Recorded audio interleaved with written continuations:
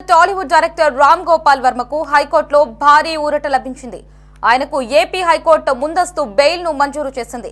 Social media పోస్టుల వ్యవహారంలో 3 కేసుల్లో ముందస్తు బెయిల్ ఇచ్చింది. దర్యాప్తునకు సహకరించాలని వర్మను ఆదేశించింది.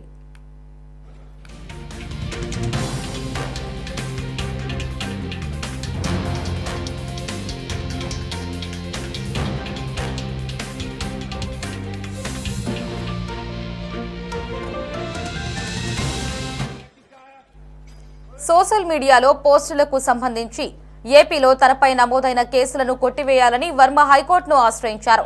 ముందస్తు బెయిల్ కోరారు. తనపై కావాలనే కేసులు పెడుతున్నారని పలు ఆధారాలతో న్యాయస్థానాన్ని ఆయన ఆశ్రయించారు. దీంతో వారం క్రితం వర్మకు ఊరట కల్పిస్తూ కోర్టు ఆదేశాలు జారీ చేసింది. నిన్న ఆ ఆదేశాలను పొడిగించిన హైకోర్టు ఇవాళ ముందస్తు బెయిల్ మంజూరు చేసింది.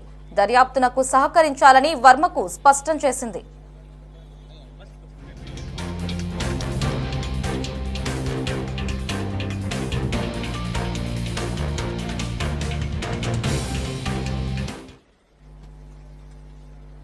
ఇక ఇదే అంశానికి సంబంధించి మరిన్ని అప్డేట్స్ ని మా కరెస్పాండెంట్ రామకృష్ణ ఫోన్ లో అందిస్తారు.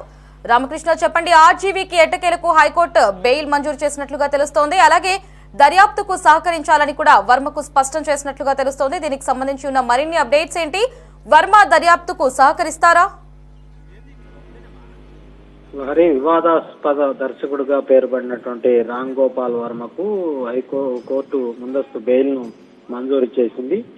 ఎన్నికల ముందు సోషల్ మీడియా వేదికగా ప్రస్తుత ముఖ్యమంత్రిగా ఉన్నటువంటి చంద్రబాబు, ఉప ముఖ్యమంత్రిగా ఉన్నటువంటి పవన్ కళ్యాణ్ తో పాటు మంత్రి లోకేష్ మీద కూడా అనుచిత వ్యాఖ్యలు చేయటం, అసభ్యకర పోస్టులు పెట్టడం అన్నటువంటి పరిస్థితి ఉంది. ఆ నేపథ్యంలో రాష్ట్ర వ్యాప్తంగా కూడా రామ్ గోపాల్ వర్మ మీద టీడీపీ అభిమానులు పలు చోట్ల పోలీసులకు ఫిర్యాదు చేశారు. ఆ కేసులకు సంబంధించి దానికి సంబంధించి కేసు కూడా నమోదైనటువంటి పరిస్థితి ఉంది. ఈ నేపథ్యంలో ముందస్తుగా దీనికి సంబంధించి తనపై తప్పుడు కేసులు నమోదు చేశారని కూడా రామ్ గోపాల్ వర్మ కోర్టును ఆశ్రయించడం జరిగింది. అయితే ముందస్తు అరెస్టు లేకుండా కోర్టు కొంత సడలింపు ఇచ్చినటువంటి పరిస్థితి ఉంది. అయితే ఇవాళ తాజాగా ఆయనకు 3 కేసులకు సంబంధించి రాష్ట్రంలో వివిధ ప్రాంతాల్లో నమోదైనటువంటి 3 పోలీస్ స్టేషన్ లో నమోదైన కేసులకు సంబంధించి బెయిల్ ను మంజూరు చేస్తూ కోర్టు ఆదేశాలు జారీ చేయడం జరిగింది. ఈ ముందస్తు బెయిల్ నేపథ్యంలో పూర్తి స్థాయిలో దర్యాప్తుకు సహకరించాలని కూడా రామ్ గోపాల్ వర్మను న్యాయస్థానం ఆదేశించడం జరిగింది. పోలీసులు ఎప్పుడు పిలిచినా వారి ఎదుట విచారణకు హాజరు కావాలని కూడా కోర్టు వర్మకు హైకోర్టు చాలా స్పష్టంగా చెప్పినటువంటి పరిస్థితి ఉంది. లహరి.